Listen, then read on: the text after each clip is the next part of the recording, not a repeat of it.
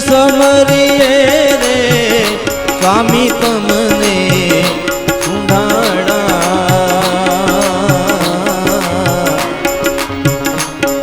એવા રીતિ સિદ્ધિના આગેવાન છે દેવતા, રીતિ સિદ્ધિના આગેવાન મારા દેવતા, મેર કરો મહારાજ રે, મેર કરો મહારાજ રે.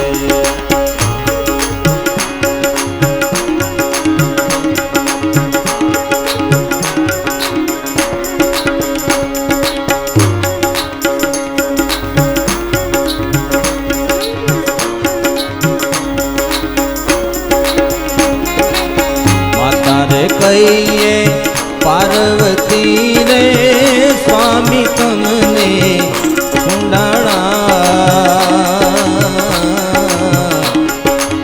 માતા રે કહીએ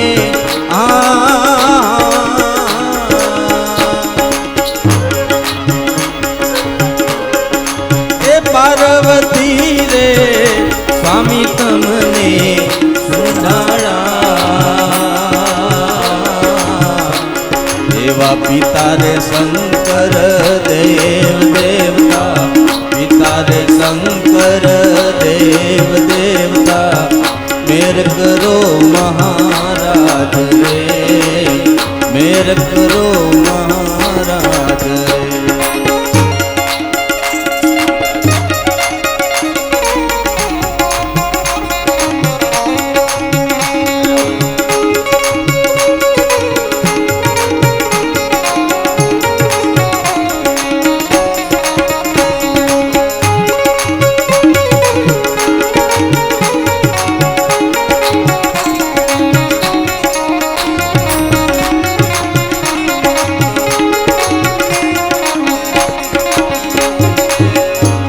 સિંદૂરની સેવા ચડે રે સ્વામી તમને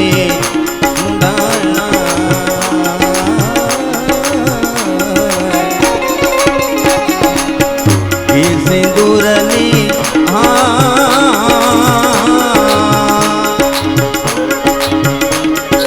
એ સેવા ચડે રે સ્વામી તમને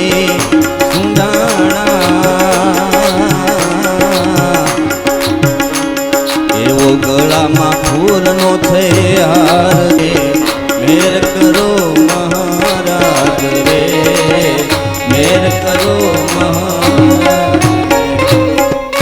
તો જીવન કહે છે મૃત્યુના મસ્તક ઉપર પગ મૂકે છે.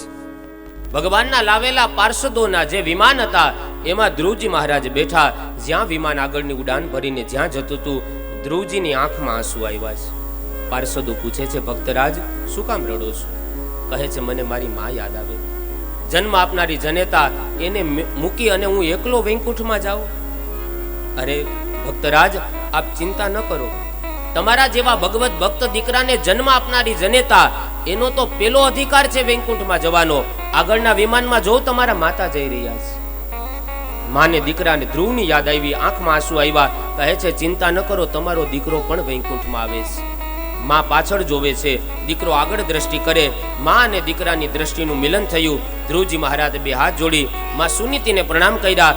બે હાથ ઊંચા કરી સુનીતિ આશીર્વાદ આપતા કહે બેટા યાવત ચંદ્રો દિવાકર, જ્યાં સુધી આ જગતમાં સૂર્ય ચંદ્રના તેજ રહેશે ને ત્યાં સુધી તમારી કથા ગવાતી રહેશે. સુંદર મજાના આશીર્વાદ આપ્યા. ભગવાને ધ્રુવજી મહારાજને અવિચલ પદનું સ્થાન આપે છે. આજે પણ એની સાક્ષીમાં ધ્રુવ તારો છે જેના આજે દર્શન કરવામાં આવે છે. ધ્રુવજી બાદ એમના પુત્ર વત્સર ગાદી ઉપર બેઠા. વત્સર મહારાજનું લગ્ન સ્વરવીથી નામની રાણી સાથે થયું. વત્સરને ત્યાં પુષ્પાર્ણ, તિગ્મકેતુ, ઈશ, ઉર્જ, વસુ અને જય નામના 6 દીકરાઓ થયા. ધ્રુવજીના વંશમાં આગળ જતા અંગ નામનો ભગવત ભક્ત રાજા થાય છે. ભગવાનની ખૂબ સેવા કરે અંગ રાજા, પણ એમનો દીકરો વેન હતો ને દુષ્ટ થયો છે. એટલા માટે દુષ્ટ થયો કે અંગરાજાની ભૂલ નહોતી, પણ એમના પત્ની સુનીથાની ભૂલ હતી. સુનીથાને ઋષિએ શ્રાપ આપ્યા હતા કે તું કોઈની સાથે પણ લગ્ન કરીશ ને તો તારે ત્યાં જે સંતાન થશે ને એ દુષ્ટ વિચારોવાળી પ્રજા થશે. સુનીથા સાથે કોઈ લગ્ન કરવા તૈયાર નહોતું થતું, એટલે વશીકરણ મંત્રનો પ્રયોગ કરી અને અંગરાજાને એણે પોતાના વશમાં કરી લીધા. અને અંગરાજા સુનીતાની સાથે લગ્ન કરે. એમના દ્વારા જે પુત્ર થયો ને એ વેન, જે ક્રૂર અને હિંસક પુત્ર થયો. વેન બધી પ્રજાને પીડા આપે છે. એટલે ઋષિ મુનિઓ સમજાવે છે, વેન તું રાજા છો એમાં ના નહીં, પણ રાજા પ્રજાનું પાલન કરતા હોય તો શોભે. આવી રીતના તું પ્રજાને હેરાન કરે એ તને શોભે નહીં રાજા તરીકે. વેન કોઈ રીતે માને નહીં. એટલે ઋષિ મુનિઓને ક્રોધ આવ્યો. કીધું તારી પાસે જો સત્તાનું બળ છે ને તો અમારી પાસે સાધનાનું બળ છે. ઋષિ મુનિઓએ એવો મારણ મંત્રનો પ્રયોગ કર્યો કે વેનને મારી નાખ્યો. પ્રજા બધી રાજા વિહોણી બની, અંદરો અંદર લૂંટફાટ થવા માંડી. પ્રજા વિચાર કર્યું કે રાજા વગરની પ્રજા તો બહુ દુઃખી થાય છે, હવે શું કરવું? એટલે ઋષિ મુનિઓએ વચ્ચેનો રસ્તો કાઢ્યો. કીધું એક કામ કરો, આ વેન ભલે દુષ્ટ હતો પણ એ પુણ્યશાળી વંશમાં જન્મેલો જીવ છે, એની અંદર પાપ છે એમ પુણ્ય પણ છે. એનું સબ લઈ લ્યો, એના દેહને લીધો, કોઠીમાં પધરાવ્યો, એનું મંથન કર્યું, નાભીથી નીચેના અપવિત્ર ભાગનું મંથન કર્યું, પાપને પેલા બહાર કાઢી નાખ્યું. પછી ભુજાઓનું મંથન કર્યું. જેવું જ ભુજાઓનું મંથન કર્યું એટલે ભુજામાંથી સાક્ષાત પૃથુ મહારાજનું પ્રાગટ્ય થયું છે. પૃથુ મહારાજ ને રાજગાદી ઉપર બેસાડ્યા. પૃથુ મહારાજ આખી પ્રજાનું પાલન કરવા માંડ્યા છે. એક સમયે પૃથુ મહારાજની પાસે બધી પ્રજા આવે છે. પૃથુ મહારાજને કહે છે, હે મહારાજ, આ ધરતી છે ને એ અમને અનાજ નથી આપતી, અમને જલ નથી આપતી, અમારી પાસે ભોજન કરવા માટે અનાજ નથી, અમે શું કરીએ? અને ત્યારે પૃથુ મહારાજ એ બધાની પ્રાર્થનાને સાંભળી અને કથા એવી મળે કે પૃથુ મહારાજ પૃથ્વીને દંડ દેવા તૈયાર થયા. જ્યાં હાથમાં તીર લઈ અને જ્યાં ધરતીને દંડ આપવા ગયા એટલે ધરતી ગાયનું રૂપ ધારણ કરી અને બધાની પાસે ગઈ, કોઈએ રક્ષા ન કરી. છેલ્લે પૃથુ મહારાજના શરણે આવીને કહે છે કે તમે મને શું કામ મારો છો? પૃથ્વી યાચના કરે, મને કામ મારો છો, શું કામ મારો? મારી કોઈ ભૂલ છે? કહે છે કે તું આ જગતને, તું ધરતી છો અને જગતનું પોષણ કરવું એ તારી ફરજ છે, તું જગતને અનાજ શું કામ નથી આપતી? તું જલ શું કામ નથી આપતી? ત્યારે પૃથ્વી વિનંતી કરે છે, મહારાજ તમે તો મારા એકના દોષને જોવ છો. આ લોકો બધાય મને માં ગણીને માગણી કરે ને તો મને લાગણી થાય. આ લોકો બધા મને મારી મારીને માગણી કરે તો મને કેમ લાગણી થાય? અને માં ગણીને જો માગણી કરે તો જગતની કઈ એવી જનેતા હોય કે જે પોતાના સંતાનોને ભૂખ્યા રાખે? આ તો બધા મને મારી મારીને માગણી કરે છે, મને કેમ લાગણી થાય? અને પૃથ્વીને મારીને માગણી કરે એનો મતલબ જે રાસાયણિક ખાતર નાખવામાં આવે છે ને, ફર્ટિલાઇઝર, એ પૃથ્વીને મારવા બરોબર છે. જર્મન વૈજ્ઞાનિક થઈ ગયા જસ્ટન લિબેગ, જેણે આ રાસાયણિક ખાતર જે ફર્ટિલાઇઝર બનાવ્યું ને, એ જર્મનના વૈજ્ઞાનિક હતા જસ્ટન લિબેગ. એણે જ્યારે રાસાયણિક ખાતર બનાવ્યું ને એ પછી એણે માફી માંગી છે. આખો એનો લેખ છે. એણે પત્ર લખીને માફી માંગીને કીધું, હે ભગવાન, આ ફર્ટિલાઇઝર રાસાયણિક ખાતરની શોધ કરીને મેં મારા જીવનમાં બહુ મોટી ભૂલ કરી છે. રાસાયણિક ખાતર મેં બનાવી અને મેં મારા જીવનમાં બહુ મોટું પાપ કર્યું છે. આ જસ્ટન લિબેગે માફી પત્ર લખ્યો છે આખો. જ્યારે બીજું વિશ્વ યુદ્ધ પૂર્ણ થયું ને એ પછી કરોડો રૂપિયાનો દારૂગોળો વધ્યો હતો અને કરોડો રૂપિયાના દારૂગોળાને ઠેકાણે પાડવા માટે થઈ અને જસ્ટન લિબેગે ફર્ટિલાઇઝર રાસાયણિક ખાતર બનાવ્યું છે. અને એણે માફી માંગીને કીધું કે આ વિશ્વની મારી સૌથી મોટામાં મોટી મેં ભૂલ કરી, મોટામાં મોટું મેં પાપ કર્યું. કારણ કે ફર્ટિલાઇઝર ખાતર એવું છે, રાસાયણિક ખાતર, કે જે જમીનના ભેજને ખતમ કરી નાખે છે, જમીનને નીરસ બનાવી નાખે છે, રસ વિહોણી કરી નાખે છે. અને એટલું નહીં, એણે ત્યાં સુધી સ્વીકાર્યું કે ફર્ટિલાઇઝરથી જે કાંઈ અનાજ ઉત્પન્ન થાય ને એ અનાજ ખાવાથી મૃત્યુનું પ્રમાણ વધે છે અને લોકોની અંદર શરીરમાં રોગચાળાનું પણ પ્રમાણ વધે છે. એણે પોતે સ્વીકાર્યું છે. અને છેલ્લે એણે માફી પત્રમાં સમગ્ર માનવ જાતિનો અને કુદરતનો કહે છે, હું સૌથી મોટામાં મોટો ગુનેગાર છું કે મેં આ રાસાયણિક ખાતર બનાવ્યું. એણે માફી માંગીને કીધું છે. આખો એનો પત્ર લખેલો છે. તો કહે છે કે આ, અને આપણે ત્યાં પહેલાના સમયમાં છાણનો ઉપયોગ થતો ખાતરમાં, આપણે બધા જાણીએ છીએ. કારણ કે છાણ છે ને એ સોનાની ખાણ છે. કહે છે આ લોકો બધાય મને મારી મારીને માગણી કરે છે, મારી અંદરનો જે ભેજ છે એ ખતમ થઈ જાય, હું નીરસ બની જાઉં, લોકો મને પ્રેમથી મારી પાસે માગે. તો કહે છે જગતની કોઈ જનેતા પોતાના બાળકને ભૂખ્યા ન રાખે. અને એ સમયે માનવો બધા ગયા, મનુ મહારાજને વાછરડા બનાવ્યા, ગાયને ભાવ જાગ્યો, પૃથ્વીને ભાવ જાગ્યો એટલે પ્રજાને અનાજ આપે છે. દેવતાઓ બધા ગયા, ઇન્દ્રને વાછરડા બનાવ્યા, દેવતાઓને અમૃત આપે છે. દૈત્યો બધા ગયા, બલીને વાછરડા બનાવ્યા, દૈત્યોને મદિરા આપે છે. ત્યાર પછી લોકો બધા ખેતી કરતા થયા. પૃથુ મહારાજ દ્વારા આપણે કૃષિ સંસ્કૃતિનો પ્રારંભ કર્યો છે. પૃથુ મહારાજ ઉપરથી આ ધરતીનું નામ પૃથ્વી પડે છે. આપણે બધા અનાજ ખાતા થયા હોય ને તો એ પૃથુ મહારાજના આભારી છીએ કે ત્યારથી કૃષિ સંસ્કૃતિનો પ્રારંભ થયો છે. ખેડૂતો બધા ખેતી કરતા થયા છે. પણ આજે એક વાત દુઃખ સાથે કહેવી પડે છે. આજે એક વાત દુઃખ સાથે કહેવી પડે કે આ દુનિયામાં દારૂ ન હોય ને તો માણસ જીવન જીવી જાય, પણ દારૂને વેચનારો આજ લાખોમાં રમતો હોય. સિગરેટ ન હોય ને આ દુનિયામાં, આ બજારમાં ન વેચાતી હોય ને તો માણસ જીવી જાય, પણ સિગરેટને વેચનારો અરબોમાં રમતો હોય. આ દુનિયામાં તમાકુ ન હોત ને તો માણસ જીવન જીવી જાત, પણ તમાકુને વેચનારો આજ ખરબોમાં અરબોમાં અરબોપતિ હોય, લાખોપતિ હોય. પણ જે અનાજ વગર માણસ જીવી ન શકે એ અનાજને વેચનારો ખેડૂત એ ક્યારેક ભાવ વધારા માટેના આંદોલનો કરતો હોય ને, આ દેશનું બહુ મોટું દુર્ભાગ્ય કહેવાય. જે અનાજ વગર આપણા પ્રાણ ન ટકે એ અનાજના ભાવ વધારા માટે ભીખ માંગવી પડે, હાથ લાંબા કરવા પડે. પણ ક્યાંક આપણી એકતામાં ખામી હોય ને તો જ આ બની શકે. ક્યાંક આપણી એકતામાં ત્રુટી હોય. કારણ કે જીવનમાં ડોક્ટરની, વકીલની, પોલીસની, એન્જિનિયરની ક્યારેક જરૂર પડે, પણ દિવસમાં 3 વખત કોઈની જરૂર પડતી હોય ને તો આ દેશના ખેડૂતની પડે છે. સવારે નાસ્તો કરવા બેસો, થાળીમાં અનાજ આવે ને, ખેડૂત વગર અનાજ ન આવે. બપોરે જમવા બેસો, ખેડૂતની જરૂર પડે. રાત્રે ભોજન કરવા બેસો, આ દેશના ખેડૂતની જરૂર પડે. એટલે ખેડૂતને જગતનો તાત, જગતનો બાપ કીધો છે કે જે અનાજ વગર આપણે જીવી ન શકીએ. રાત દિવસ જોયા વગર એ ખેતીને ખેડતો હોય, અનાજ ઉત્પન્ન કરે, અને એ અનાજના ભાવ વધારવા માટે આંદોલનો કરવા પડે.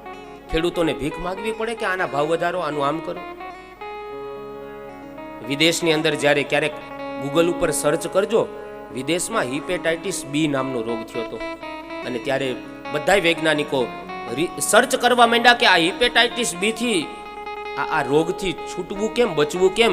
એટલા માણસોના મૃત્યુના દરમાં પ્રમાણ વધી ગયા હતા, એટલા મૃત્યુના પ્રમાણ કે હવે આ રોગથી બચવું કેમ. ત્યારે ભારત દેશના ખેડૂત કામ આવ્યા છે. શેરડી ઉત્પન્ન કરી અને મૂળો ઉત્પન્ન કર્યો, અને મૂળો અને શેરડી આ બંનેનો રસ ભેગો કરી અને વિદેશી લોકોએ હિપેટાઇટિસ બી નામના રોગની દવા શેરડી અને મૂળામાંથી બનાવી છે. કહેવાનો હેતુ એ છે, ખેર સૌની મતિ અનુસાર કામ કરતા હોય, પણ ક્યારેક આ બાજુ ધ્યાન દેવાની પણ જરૂર છે. આ બાજુ પૃથુ મહારાજ દ્વારા કૃષિ સંસ્કૃતિનો પ્રારંભ થયો. વિજેતાશ્વને ત્યારબાદ પૃથુ મહારાજ રાજગાદી ઉપર બેસાડે છે. વિજેતાશ્વ રાજાને એ 3 ભાઈઓ હતા, હરિયક્ષ, ધ્રુમકેશ અને વૃક. ત્યારબાદ આગળ હવિધાનને ત્યાં પ્રાચીન બરહી રાજા થયા. પ્રાચીન બરહી રાજાનું લગ્ન શતદ્રુપી નામની રાણી સાથે કરવામાં આવ્યું. એમને ઘરે 10 બાળકો થયા, જે 10 પ્રચેતાઓ કહેવાના, જેમણે તપ કરી રુદ્રગીતનો પાઠ કરી ભોળાનાથને પ્રસન્ન કર્યા. શિવજીને પ્રચેતાઓ રુદ્રગીતનો ઉપદેશ આપે છે. ત્યારે આવી રીતના 4 અધ્યાયની અંદર કામ પ્રકરણ બતાવ્યું છે. ત્યારબાદ મોક્ષ પ્રકરણની વાત કહી, એમાં પુરંજન ઉપાખ્યાનની કથા બતાવી છે. પુરંજન ઉપાખ્યાનની કથા કહી વેદવ્યાસી મહારાજ અહીંયા 4થ સ્કંદને વિરામ આપે.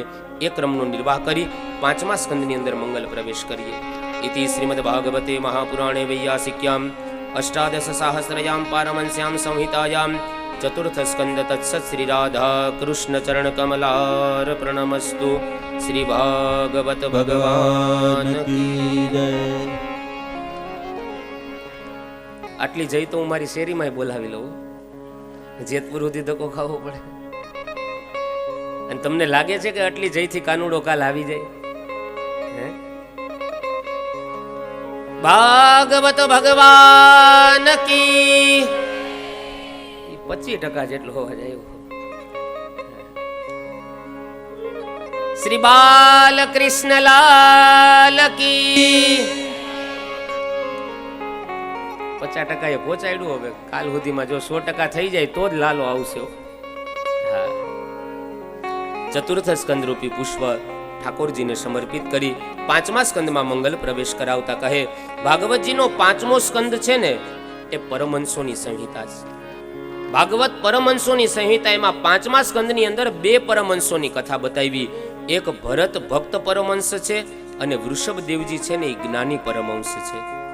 સુખદેવજી મહારાજ હવે ભરત ચરિત્રનું વર્ણન કરે છે. કહે છે આ ભરતજી એ નેપાળમાં ગંદકી નદીના કિનારે એક સમયે તપ કરવા માટે ગયા છે. સૂર્યદેવને અર્ઘ્યના દાન આપતા હતા, ગાયત્રી મંત્રનો જપ કરતા હતા. એ સમયે એક સગર્ભા હરણી સરોવરના કિનારે જલ પીવા માટે આવે છે. જેવી જ હરણી જલ પીવા ગઈ એટલે પાછળથી એને સિંહની ગર્જના સંભળાણી. જ્યાં સિંહની ગર્જના સંભળાણી, હરણી ડરી ગઈ. હરણ યોની એટલે સહજ કોમળ, જ્યાં સામે કિનારે કૂદકો મારવા ગઈ એટલે બાળ હરણ એ સરી પડ્યું, જલમાં ગયું. જલના પ્રવાહમાં વહેતું વહેતું જ્યાં ભરતજી સંધ્યા કરતા હતા ને ત્યાં ભરતજીના હાથમાં આવે છે. જ્યાં સૂર્યદેવને અર્ઘ્યના દાન આપવા જાય, પેલું બાળ હરણ ભરતજીના હાથમાં આવ્યું. ભરતજી મનમાં વિચાર કરવા લાગ્યા કે આનો રક્ષક પિતા હું છું, આનું પાલન કરવું એ મારી ફરજ છે. આની માં પણ હું છું ને આનો પિતા પણ હું છું. વિચારો ભગવાન કેટલા દયાળુ કહેવાય કે એક હરણી માના રૂપમાં જે હરણી હતી એ મૃત્યુ પામી, સામે કિનારે પડી, તો ભરતજીના રૂપમાં ભગવાને બીજી માં તૈયાર કરી દીધી. આ દુનિયામાં કોઈ અનાથ ભગવાન ન રાખે, કોઈને સૌનો નાથ એ દ્વારિકાનો નાથ છે. ભરતજીના રૂપમાં બીજી માં તૈયાર કરી દીધી. આ બાજુ ભરતજી બાળ હરણને બચાવવું એ ભરતજીનું કર્તવ્ય હતું, ભરતજીનો ધર્મ હતો. પણ એનો પિતા હું છું, એની માં હું છું, આ જે સંબંધ ભરતજીએ જોડી દીધો ને એ બહુ ખોટું કર્યું છે. કારણ કે જીવ માત્રનો રક્ષક પિતા છે ને એ પરમાત્મા છે. હવે ભરતજીને થયું એવું કે હરિનું સ્મરણ ચૂકાઈ ગયું અને હવે બાળ હરણનું ચિંતન ચાલુ થયું. ભરતજી સંધ્યા કરવા બેસે તો બાળ હરણને પોતાની બાજુમાં રાખે. જેવું જ બાળ હરણ ક્યાંય દૂર જાય એટલે ભરતજી સંધ્યા છોડીને એને બચાવવા દોડે કે કોઈ હિંસક પ્રાણી મારી તો નહીં નાખે ને. જ્યારે રાજા હતા ત્યારે એક નહીં 1000 બાળ હરણ પાડી લીધા હોત ને તો વાંધો નહોતો, પણ બધું છોડીને આવ્યા અને હરિસ્મરણ કરવા આવ્યા ત્યારે બાળ હરણમાં જે મન ફસાણું ને એ સમય અયોગ્ય છે. અને નિયમ છે અંતે યા મતિ સા ગતિ, અંતકાળે જેવી માણસની મતિ હશે ને ભગવાન એને એવી ગતિ કરાવશે. યમ યમ વાપી સ્મરણ ભાવ, મરતા સમયે જેવો ભાવ લઈને માણસ મરશે ને ભગવાન એને ગતિ એવી કરાવશે. તમે જોજો અમુક મોટી ઉંમરના થઈ જાય ને વડીલો, એટલે એની અંતે છેલ્લી એક ઈચ્છા એવી હોય કે હું મારા દીકરાનું મોઢું જોઈને મરું તો સારું, મારા દીકરાનું મોઢું જોઈને મરું તો સારું. આવી ઈચ્છા હોય અને એ ઈચ્છા કદાચ એની અધૂરી રહી જાય અને મૃત્યુ આવીને ઊભું રહીએ અને પછી જ્યારે એ મૃત્યુ પામે ને દીકરાના ઘરે દીકરાનો જન્મ થાય અને બધાય જબલું દેવા આવે તો એ શું કે ખબર?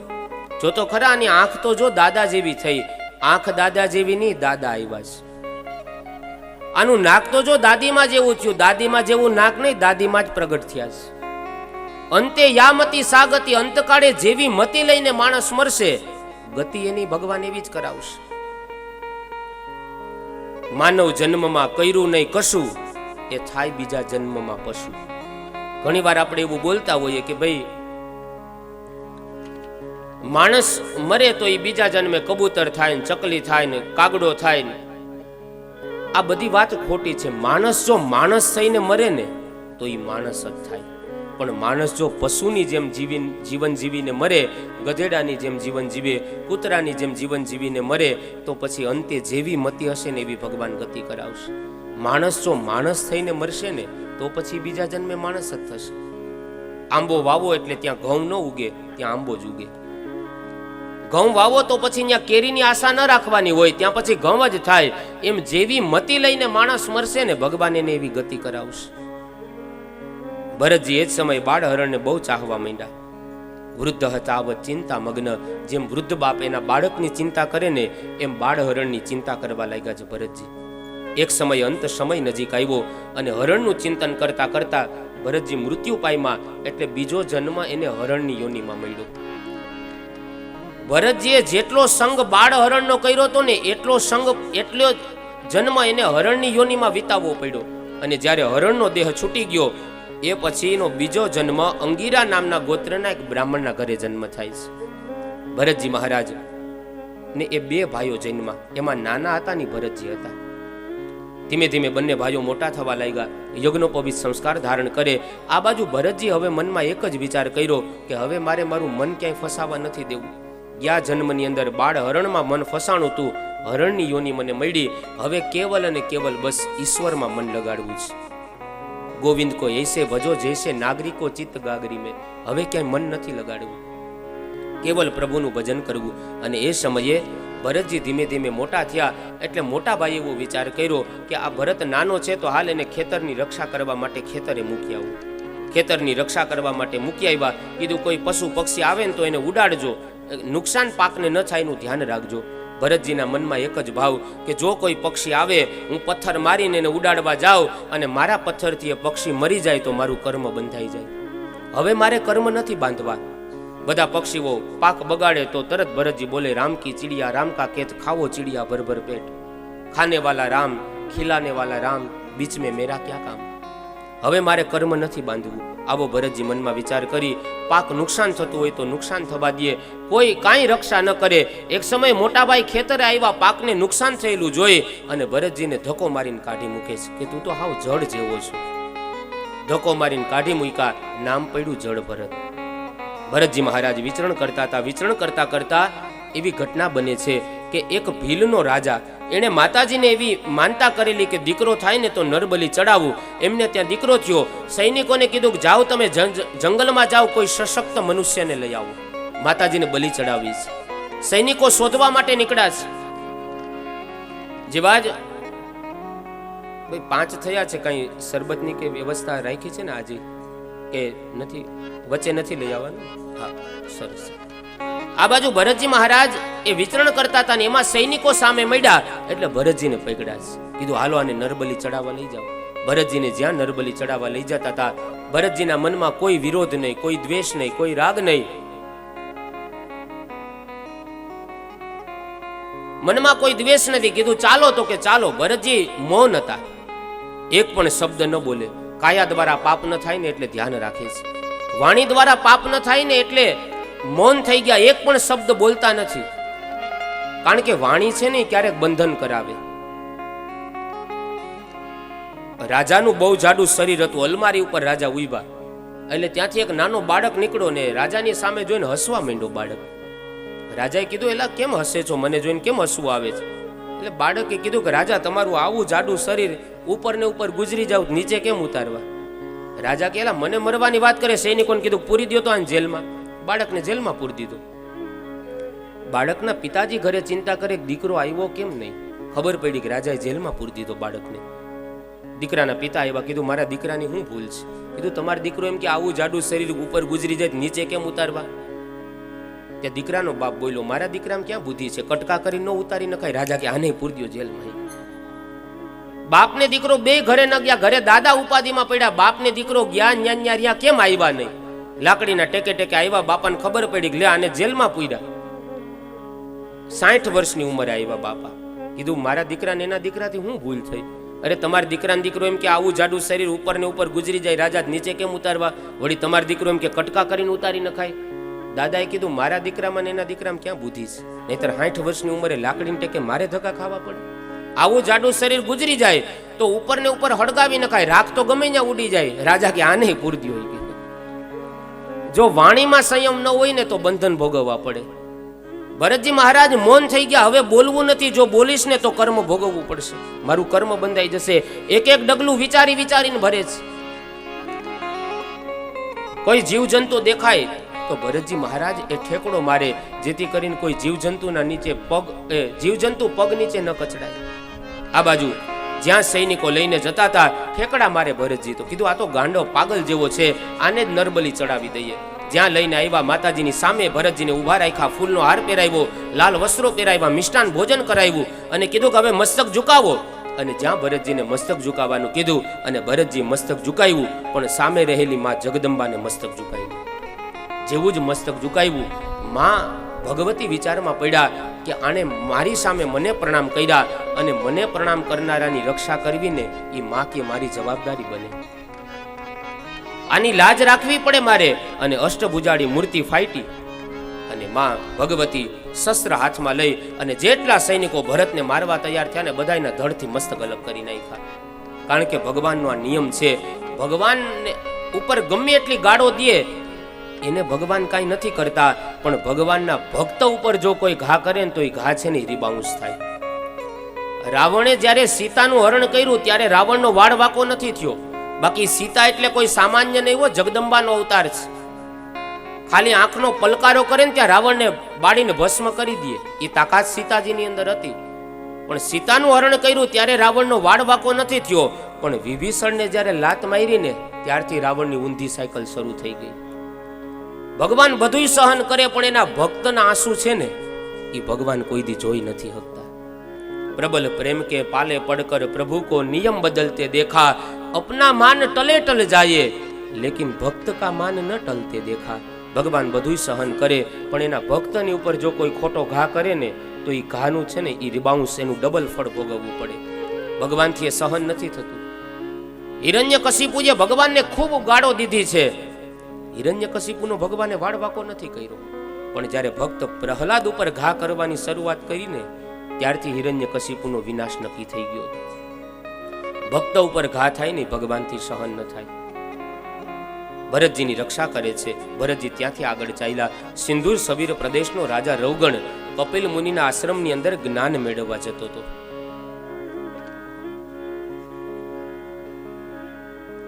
સિંધુ સબીર પ્રદેશનો રાજા રવગણ જ્ઞાન મેળવવા માટે જતો હતો ને એ સમયે ઇક્ષુમતી નદીના કિનારે જલપાન કરવા માટે થઈ અને પાલખીને નીચે ઉતારી. જ્યાં પાલખીને નીચે ઉતારી 4 સૈનિકો પાલખી ઉપાડીને જતા હતા, એમાંથી એક ક્યાંય જતો રહ્યો. જે બીજા હતા ને કોઈ ચોથાને શોધતા હતા, એમાં સામે એને ભરતજી મળ્યા. ભરતજીને કીધું ચાલો ને અમારી રાજાની સેવા કરવા. ભરતજીને કોઈ અવરોધ નહીં, કોઈ વિરોધ નહીં. કીધું ચાલો, તો કે ચાલો. પાલખી ઉપાડી લીધી. પણ જ્યાં પાલખી ઉપાડીને ચાલે, જેવા જીવ જંતુ દેખાય ને એટલે ઠેકડો મારે ભરતજી. ઠેકડો મારે એટલે રાજા રવગણના મસ્તકમાં પાલખીનો દંડ વાગે. રાજાએ કીધું સરખી રીતે ચાલો ને, કે રાજાને કેવી રીતના લઈ જવા ખબર પડે, કઈ વિવેક છે કે નહીં, સંસ્કાર છે કે નહીં.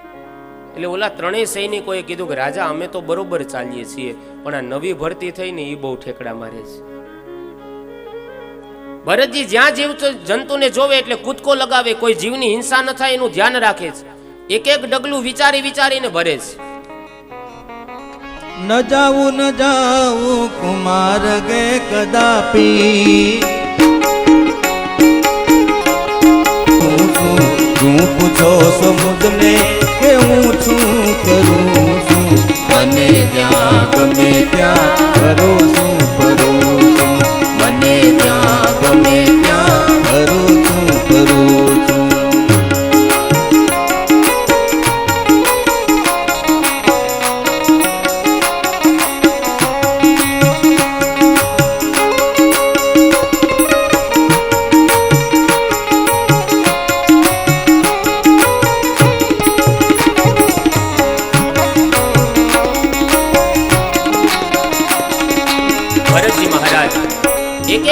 વિચારી વિચારીને ભરે છે કે કોઈ જીવની હિંસા તો નહીં થઈ જાય ને, મૌન થઈ ગયા. મારા દ્વારા કોઈ જીવની નિંદા તો નહીં થઈ જાય ને, કાયા દ્વારા, વાણી દ્વારા, મન દ્વારા પાપ ન થાય ને, એટલે મૌન થઈ ગયા છે.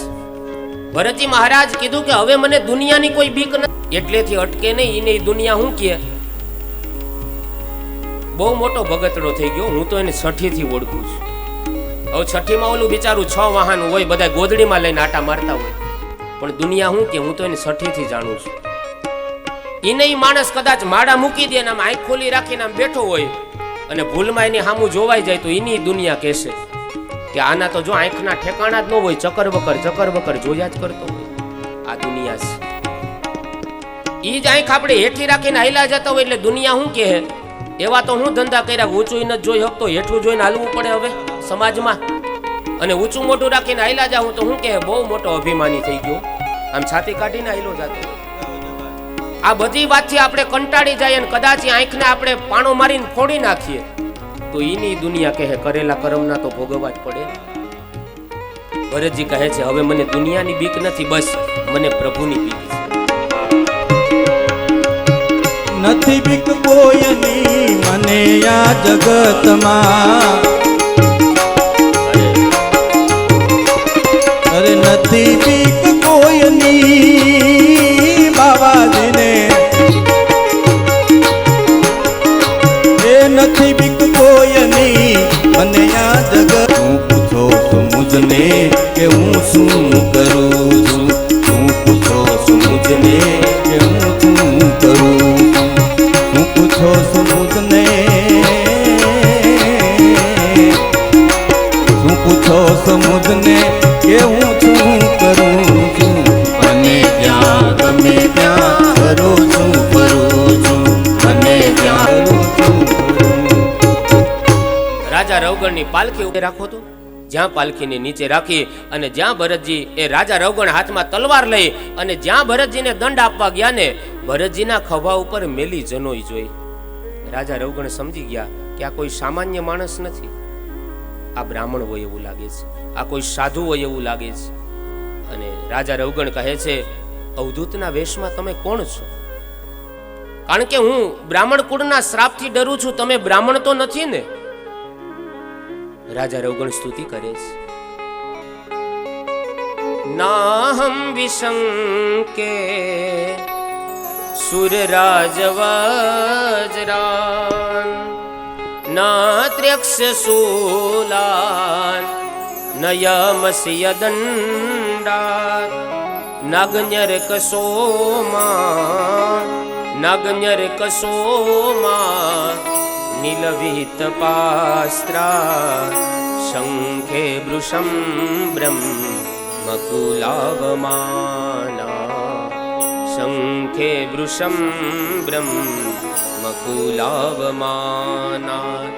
રાજા રવગણ કહે છે, હું ઇન્દ્રના વજ્રથી નથી ડરતો, હું શિવના ત્રિશૂલથી પણ નથી ડરતો, યમના દંડનો પણ મને ડર નથી, પણ હું માત્ર ને માત્ર બ્રાહ્મણ કુળ અને ઋષિ કુળના શ્રાપથી ડરું છું. તમે બ્રાહ્મણ કે ઋષિ તો નથી ને? ભરતજી કહે છે, રાજા કસ્વમ કોહમ કુત આયાત કામે જનની કોમે તાત. રાજા, તારું રાજાપણું અને મારું ગુલામીપણું આ બે મિથ્યા છે.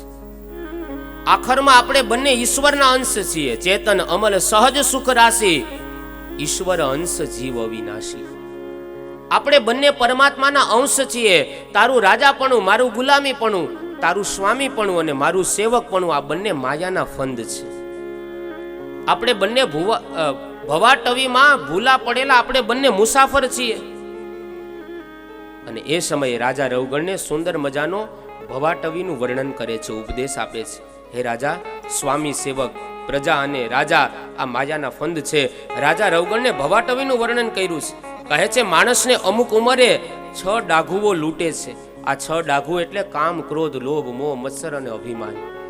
આ 6 ડાઘુ છે ને એ માણસના વિવેક રૂપી ધનને લૂંટી લે છે. તું કોને દંડ આપીશ એ તો મને કે. તું આત્માને મારીશ કે શરીરને મારીશ? આત્મા ને શરીર બંને જુદા છે. પડદા હે દુઈકા હટા કર તો દેખો, સિર્ફ એક મેં હું સિવા કુછ નાહી. તું કોને દંડ કરીશ? આત્માને મારીશ એ તો અજર અમર છે, એને કોઈ મારી ન શકે. અને શરીર તો નાશવંત છે, જેને શું અસર થવાની તારા મારથી? સુંદર મજાનું ભવાટવીનું વર્ણન કરે. પણ સંતોનું એવું ચિંતન છે કે ભરતજી જેમ હરણનું ચિંતન કરતા કરતા મર્યા તો બીજા જન્મે હરણ થયા હતા. હરણનો દેહ જ્યારે છૂટ્યો એટલે પછીનો જન્મ બ્રાહ્મણ કુળમાં પાછા ભરતજી પ્રગટ થયા. એવી રીતના પેલું જે હરણ હતું એ હરણ પણ રાજા ભરતનું ચિંતન કરતા કરતા મૃત્યુ પામ્યું ને એટલે રાજા રવગણ બનીને આવે છે. બંનેના પ્રારબ્ધમાં મળવાનું હતું. બંને સત્સંગ સરિતાની અંદર સ્નાન કરી અને ભગવાનના ધામને પ્રાપ્ત કર્યા. સુખદેવજી મહારાજ રાજા પરીક્ષિતની સામે ખગોળ ભૂગોળ અને નર્કલોકનું વર્ણન કરી અને પંચમ સ્કંદને વિરામ આપે છે. એ ક્રમનો નિર્વાહ કરી છઠ્ઠા સ્કંદની અંદર મંગલ પ્રવેશ કરીએ. ઇતિ શ્રીમદ ભાગવતે મહાપુરાણે વૈયાસિક્યામ અષ્ટાદશ સહસ્રયામ પારમંસ્યામ સંહિતાયામ પંચમ સ્કંદ તત્સત. શ્રી રાધા કૃષ્ણ ચરણ કમલાર્પણમસ્તુ. શ્રી ભાગવત ભગવાન કી જય. પાંચમા સ્કંદ રૂપી પુષ્પ ઠાકોરજીને અર્પણ કરી છઠ્ઠા સ્કંદમાં મંગલ પ્રવેશ કરાવતા કહે છે, આ છઠ્ઠા સ્કંદની અંદર પોષણ લીલા બતાવી છે. પાપમાંથી મુક્ત કેવી રીતના થવું, અજામિલની કથા, નારાયણ કવચનું મહત્વ, વૃત્રાસુરનો વધ, વૃત્રાસુરે કરેલી શ્રી હરિની સ્તુતિ અને ચિત્રકેતુ ગંધર્વની કથા. કહે છે, નામ સ્મરણ દ્વારા અજામિલની મુક્તિ થઈ એ કથા બતાવી છે. ધ્યાન દ્વારા ચિત્રકેતુ ગંધર્વની મુક્તિ થઈ એ કથા બતાવી અને અર્ચન ભક્તિ કરી અને દીતિ માતાને મુક્તિ મળી એ કથા બતાવી છે. રાજા પરીક્ષિત પ્રશ્ન કરે છે, ગુરુદેવ તમે પાંચમા સ્કંદની અંદર નર્કલોકનું વર્ણન કર્યું. બેટા અવાજ કરો, બેસો, શાંતિથી બેસો, અવાજ ન કરો. કહે છે પાંચમા સ્કંદની અંદર નર્કલોકનું વર્ણન કર્યું છે. એટલે પરીક્ષિતે પ્રશ્ન કર્યો છે, ગુરુદેવ તમે એમ કીધું કે આ પાપ કરે ને આ નરક મળે, આ પાપ કરે ને આ નરક મળે, તો માણસ માત્ર ભૂલને પાત્ર છે. જાણતા અજાણતા માણસથી પાપ થઈ જતું હોય તો અજાણતા પાપ થઈ જાય તોય શું માણસને નરક મળે? સુખદેવજી કહે છે, જો અજાણતા પાપ થઈ જાય અને એ પાપથી જો વ્યક્તિએ નરકથી બચવું હોય તો કરેલા પાપનું જો હૃદયથી પ્રાયશ્ચિત કરે, ફરી પાછું એ પાપ ન થાય એની કાળજી રાખે, તો માણસ એ પાપમાંથી છૂટી જાય. આ કોઈ ફોસલાવાની વાત કે ફૂલ ચડાવવાની વાત નથી, પણ કરેલા પાપનું હૃદયથી જો પ્રાયશ્ચિત થાય ને તો ભગવાનની પાપમાંથી છોડાવી દે. ઝેર કોઈ દિવસ પી ન શકાય, પણ એની કૃપા થાય ને તો મીરા પી શકે. એનો મતલબ કે આ દુનિયામાં સત્તા પાપની નહીં, આ દુનિયામાં સત્તા બાપ દ્વારકાધીશની છે. અજાણતા પાપ થઈ જાય ને જો એનું પ્રાયશ્ચિત કરી નાખીએ, એકાદશીનો ઉપવાસ કર્યો હોય અને ભૂલમાં મોઢામાં ગાંઠિયો મુકાઈ જાય અને પછી યાદ આવે કે ઓહો આજ તો એકાદશી છે, મારાથી અનાજ ન લેવાય, અને તરત કોગળા કરી નાખો અને એકાદશીનું વ્રત પૂર્ણ કરો એટલે ભગવાન ફળ આપે. પણ એક ગાંઠિયો મોઢામાં મુકાઈ જાય અને પછી અરર કરીને બીજા 250 ખાઈ જાય તો પછી અહીંયા રાહ જોઈને જ બેઠા છે. સાચા ભાવથી જો પ્રાયશ્ચિત કરી નાખીએ, એ ભૂલ ફરી ન કરીએ, એની કાળજી લઈ લઈએ, તો ભગવાન એમાંથી આપણને છોડાવે. કીધું એવું કોઈ દ્રષ્ટાંત ખરું કે જેણે પાપ કર્યા હોય અને ભગવાનનું નામ લેવાથી પ્રાયશ્ચિત કરવાથી મુક્ત થઈ ગયા હોય? કહે છે હા, એક ઇતિહાસ છે. કાન્યકુબ્જે દ્વિજઃ કશ્ચિત દાસીપતિ અજામિલ નામના નષ્ટ સદાચાર દાસ્ય સંસર્ગ દૂષિત. કહે છે કે એક ઇતિહાસ છે. કાન્યકુબ્જ નામનું એક નગર છે. આ નગરની અંદર, આ દેશની અંદર અજામિલ નામનો એક બ્રાહ્મણ રહે છે. આ અજામિલ બ્રાહ્મણે અનેક પ્રકારના પાપ કર્યા છે. પેલા તો એનું જીવન બહુ સારું હતું, પણ વચ્ચેનો સંગ એને એવો મળી ગયો ને કે એનું જીવન વ્યભિચારમય બની ગયું છે. અજામિલ બ્રાહ્મણ હતો, અને યાદ રાખજો, જન્મથી ક્યારેય કોઈ પણ વ્યક્તિ બગડેલું નથી હોતું, પણ વચ્ચેનો વ્યવહાર, વચ્ચેની માયાજાળ એ માણસને ક્યાં આડે પાટે લઈ જાય ને એની માણસને ખબર નથી પડતી. જન્મથી કોઈ બગડે, આકાશમાંથી વરસતું વરસાદનું જલ હોય ને એ શુદ્ધ હોય, એ પવિત્ર હોય, પણ એનો સંગ કોની સાથે થાય ને એ પ્રમાણે એમાં ખામી ને ખૂબી આવે. આકાશમાંથી વરસતું જલનું બિંદુ જો શેરડીના સાઠામાં ચડે ને તો એ મીઠું મધ જેવું બની જાય. શું કામ? કે એ જલને શેરડીનો સંગ થઈ ગયો. એ આકાશમાંથી વરસતું જલનું બિંદુ જો ગરમ તવા ઉપર પડે ને તો એ વરાળ બનીને ઉડી જાય. શું કામ? કે એને ગરમ તવાનો સંગ થયો. એ વરસાદનું બિંદુ જો મરચામાં ચડે તો એ તીખું બને. એ વરસાદનું બિંદુ કમળની પાંદડી ઉપર પડે તો એ મોતી જેવું ચમકે.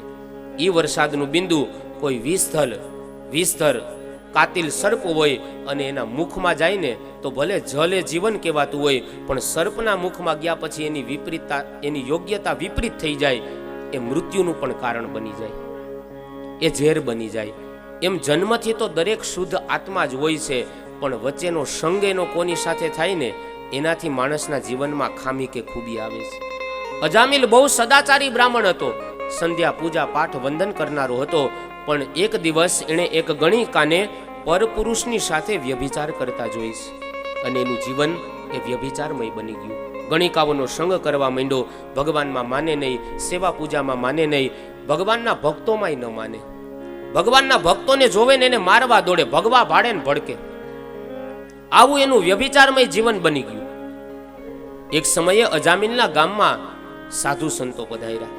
જેવા જ સાધુ મહાત્માઓ આવ્યા, અજામિલના ગામમાં આવ્યા એટલે ગામના ચોરે 5 માણસો બેઠા. હવે ગામનો ચોરો હોય ને 5 સજ્જને બેઠા હોય ને 5 એવા બુદ્ધિના માણસો હોય. આવીને પૂછ્યું કે તમારા ગામમાં કોઈ ભગવાનના ભગતનું ઘર ખરું? એટલે ચોરે બેઠેલા માણસોએ સંતોની મસ્કરી કરી. કીધું હા, અમારા ગામમાં એક અજામિલ ભગતનું ઘર છે.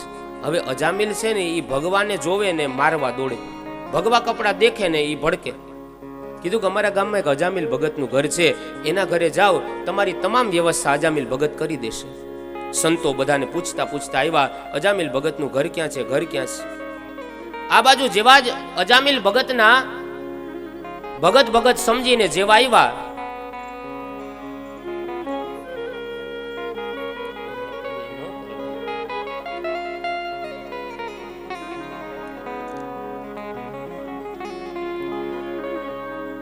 સ્ટાફ વાળા ખીચા ખાલી કરાવશે.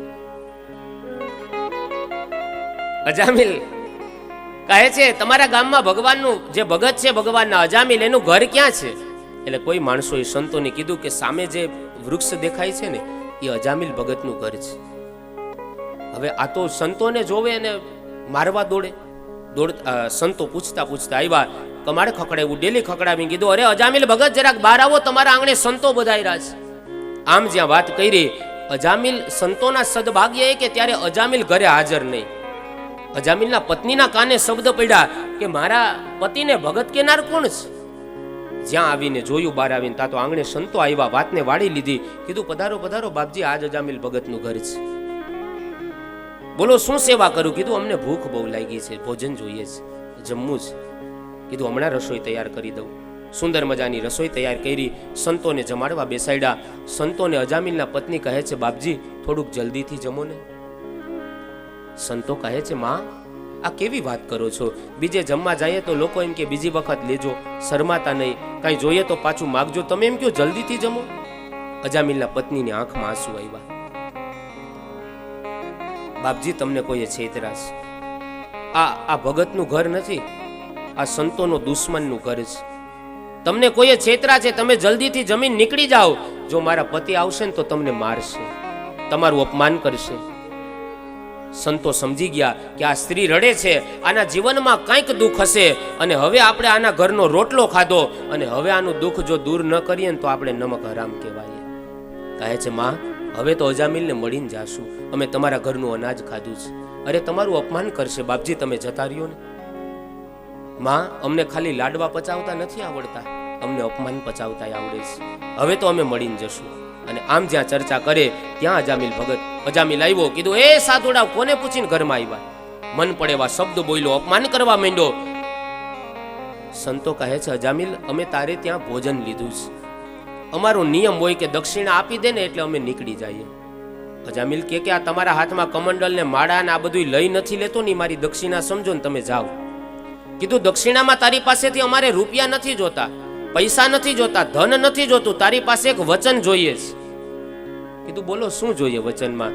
કીધું તારા પત્નીને અત્યારે સારા દિવસો છે, તારા ઘરે પુત્રનો જન્મ થશે એવા અમે આશીર્વાદ આપીએ છીએ, પણ એ જે બાળકનો જન્મ થાય ને એ બાળકનું નામ તું નારાયણ રાખજે.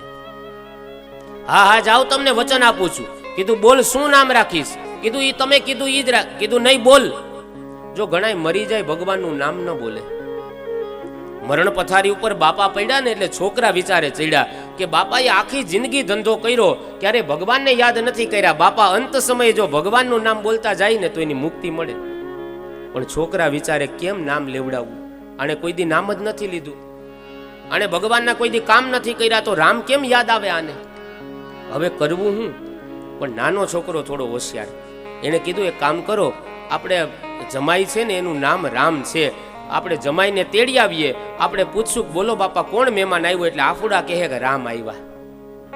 ઈ બાને ભગવાનનું નામ બોલી જાય ને તો મુક્તિ મળી જાય. છોકરાઓ બિચારા જમાઈને સમજાવીને લઈ આવ્યા. કીધું હાલો ને બાપાને થોડીક તબિયત વધારે ખરાબ છે.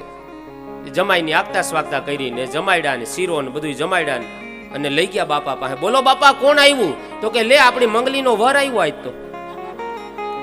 છોકરા મુંજાણા કે આ જમાઈને સમજાવીને આટલી મહેનત કરીને લઈ આવ્યા જમાઈને, રામ બોલવાને બદલે આ તો મંગલીના વર સુધી જવા દીધું. હવે હું કરવું? એટલે વચલા છોકરાએ કીધું એક કામ કરો ને, ઓલો રામસાગર આવે ને વગાડવાનું, એ રામસાગર લઈ આવો. બાપાને પૂછશું બોલો બાપા શું છે? એટલે કહે રામસાગર છે આ તો. ઈ બાને રામનું નામ લેવાય જાય. છોકરાઓ ક્યાંકથી ગોતીને વાજિંત્ર લઈ આવ્યા જૂનું. એટલે કીધું બોલો બાપા હું લે? તો કે તંબુરો લઈ આવ્યા તમે. રામસાગર ને તળપદી ભાષામાં તંબુરો કહે. હવે છોકરા મુંજાણા. એટલે કીધું મુંજાવમાં મોટા ભાઈએ કીધું, મોટા દીકરાએ કીધું આપણે બાપાને રામ મંદિરે લઈ જાય. આવડું મોટું રામ મંદિર છે. બાપાને પૂછશું બોલો બાપા કોના મંદિરે આવ્યા? એટલે બાપા ના છૂટકે બોલશે કે રામ મંદિરે આવ્યા. ઈ બાને ભગવાન રામનું નામ બોલાઈ જાય ને બાપાથી. છોકરા સમજાવી કારવીને રામ મંદિરે લઈ આવ્યા. બોલો બાપા કોના મંદિરે આવ્યા? તો કે બધાય ગામમાં એક એક હોય નહીં. અરે બાપા બોલો તો ખરા કોનું મંદિર છે? તો કે જનકના જમાઈ ને સીતાના વરનું મંદિર છે. છોકરા કે જનકના જમાઈ સુધી લાંબુ કરી ગયા પણ બાપા રામ ન બોલ્યા. એમ અમુક માણા મરી જાય પણ ભગવાનનું નામ લેવા રાજી ન થાય, ભગવાનનું નામ લેવા તૈયાર ન થાય. કીધું કે બોલ તારા દીકરાનું નામ શું રાખીશ? તો કે હા તમે કીધું ને નારાયણ, મારા દીકરાનું નામ નારાયણ રાખીશ. સંતોને ભરોસો હતો, વિશ્વાસ હતો કે વચન આપ્યું છે ને એટલે બાળકનું નામ નારાયણ રાખશે. આ બાજુ સમયાંતરે 9 માસ પરિપૂર્ણ થયા, સંતો તો જતા રહ્યા, પણ અજામિલને ત્યાં એમના ઘરે એમના પત્ની દ્વારા બાળકનો જન્મ થયો. પણ સંતોને વચન આપ્યું હતું ને એટલે નામ રાખ્યું નારાયણ. દીકરા પ્રત્યે એટલો, નાના પુત્ર પ્રત્યે એટલો પિતાને સ્નેહ વધવા માંડ્યો ને આખો દિવસ ઘરમાં નારાયણ નારાયણ થવા માંડ્યું. એ નારાયણની માં પાણી લાવ, એ નારાયણની માં જમવાનું લાવ, એ નારાયણની માં દવા લાવ, આખો દિવસ ઘરમાં નારાયણ નારાયણ નારાયણ થવા માંડ્યું. અને એક સમયે અજામિલનો અંત સમય નજીક આવ્યો. આખી જિંદગી પાપ કર્યા હતા ને યમના દૂતો લેવા માટે આવે છે. જેવા જ યમના દૂતો લેવા માટે આવ્યા, અજામિલ એકદમ ડરી ગયો છે. અને બીકમાં ને બીકમાં યમના દૂતોનું એવું વિકરાળ રૂપ જોયું ને કીધું એ નારાયણ બચાવ, નારાયણ બચાવ, નારાયણ બચાવ. આમ જ્યાં પુકાર કર્યો ને ત્યાં ભગવાનના પાર્ષદો વિમાન લઈને આવ્યા. અજામિલના પાસ એ યમદૂતોના પાસમાંથી અજામિલને છોડાવે છે. જેવો જ અજામિલને છોડાવ્યો એટલે યમના દૂતો કહે છે ભગવાનના પાર્ષદોને, કીધું કે તમે આનો ચોપડો તો ખોલો, આણે આખી જિંદગી પાપ કર્યા છે. ચિત્રગુપ્તને કયો કે આનો ચોપડો ખોલીને જોવે. ચિત્રગુપ્ત છે ને એ આપણા ગુપ્ત કરેલા પાપની નોંધ રાખે ને ચિત્રગુપ્ત કહેવાય. ઘણીવાર માણસ પુણ્યના કામ કરતો હોય ને ત્યારે એમ વિચારે કે મને આખી દુનિયા જોવે છે, પણ પાપ કરતી વખતે એમ વિચારે કે મને કોઈ જોતું જ નથી. પણ એ ચિત્રગુપ્તના ચોપડામાં નોંધ થઈ જાય. કીધું કે આનો ચોપડો તો ખોલીને જોવો ને આખી જિંદગી પાપ કર્યા. ભગવાનના પાર્ષદો કહે ભલે આણે આખી જિંદગી પાપ કર્યા હોય પણ અંત સમયે આણે ભગવાનનું નામ લીધું, નારાયણને પુકાર કર્યો. કીધું નારાયણ એના દીકરાને બોલાવ્યો છે. કીધું પેલા એનો દીકરો કે પેલા અમારા નારાયણ? કીધું પેલા તો તમારા નારાયણ. કીધું અંત સમયે જેના મુખમાં ભગવાનનું નામ હોય, તુલસીનું પાન હોય, ગીતાનું જ્ઞાન હોય, યમુનાજીનું પાન હોય, કહે છે આવા જીવને કોઈ દિવસ યમપુરીમાં લઈ જવાનો તમારો અધિકાર નથી. આવા જીવ એ વૈકુંઠના વાસી છે.